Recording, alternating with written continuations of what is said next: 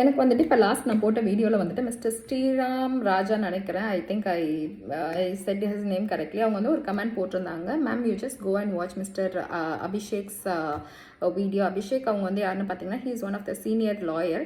So any other லாயரை கூட நீங்கள் போய் பாருங்கள். There is a option like யார் மெஜாரிட்டியில் வின் பண்ணுறாங்களோ அவங்களோட இதை வந்துட்டு லைக் எஸ் அசம்பிளி லைக் லீடிங்கில் இருக்கவங்கள வந்துட்டு சிஎம் போஸ்டிங்கில் உட்கார வைக்க முடியும். There is an option. ஆனால் இவங்க பண்ணாமல் லைக் வந்துட்டு மற்ற கட்சிங்களும் வந்துட்டு லைக் அவங்களோட இதை கூட்டுறதுக்காக வெயிட் பண்ணுறாங்க. லைக் அவங்க அலைன்ஸ் வந்துட்டு கூட்டிக்கிறதுக்காக பண்ணுறாங்கன்ற மாதிரி சொன்னாங்க.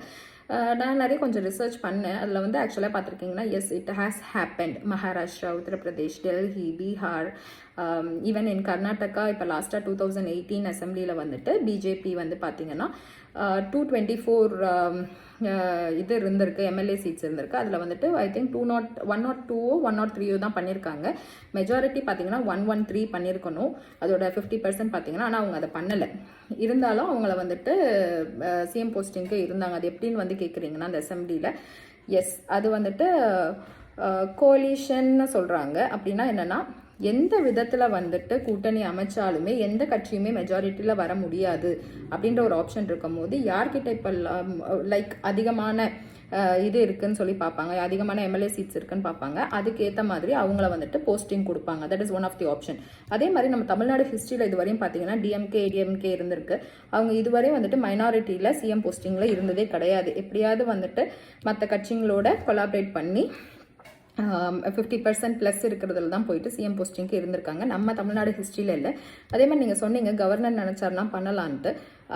There is an option, might be an option. But ஆனால் அதுக்கு ஒரு ஸ்ட்ராங்கான பாயிண்ட் என்னென்னா எந்த விதமான கட்சியும் லைக் டிஎம்கேவும் ஏடிஎம்கேவும் கொலாபரேட் பண்ணால் கூட விஜயோட மெஜாரிட்டி எம்எல்ஏ சீட்ஸ் அவங்களால ரீச் பண்ண முடியாதுன்னு ஒரு ஆப்ஷன் இருந்துச்சுன்னா yes there would be a possibility. அது கவர்னர் எடுக்கிற டெசிஷன் மட்டும் கிடையாது. ஸோ எல்லா விதத்துலையுமே if it is getting matched அந்த ஆப்ஷன் இருக்குது. ஐ திங்க் இப்போதைக்கு அந்த ஆப்ஷன் வந்துட்டு ட்ராவில் தான் இருக்குது. Because already we knew that DMK and ADMK இப்போ சேர்ந்தாங்கன்னா மைனாரிட்டி இப்போ இருக்கிற விஜயோட சீட்ஸை விட அவங்க வந்துட்டு மெஜாரிட்டி சீட்ஸ்க்கு போக முடியும்.